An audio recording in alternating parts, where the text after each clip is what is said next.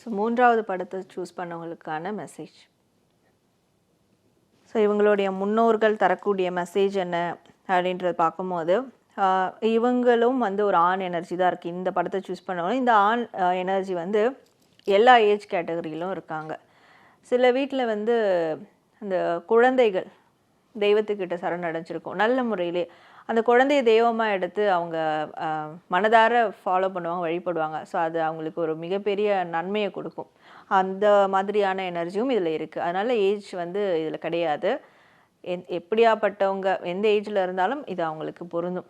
ஆனால் ஒரு ஆண் எனர்ஜி இங்கே இருக்குது. ஸோ இவங்க தரக்கூடிய மெசேஜ் என்னென்னா, கொஞ்ச நாளாக குழப்பத்திலேயே இருக்கிறாங்க. இவங்க வாழலாமா வேண்டாமா, ஒரு விஷயத்தை கண்டினியூ பண்ணலாமா வேண்டாமா, சிரிக்கலாமா வேண்டாமா, சந்தோஷமாக இருக்கலாமா இல்லை சோகமாகவே இருக்கலாமா, இப்படியான ஏதோ ஒரு பித்து பிடிச்ச நிலை இவங்களுக்கு இருக்குது.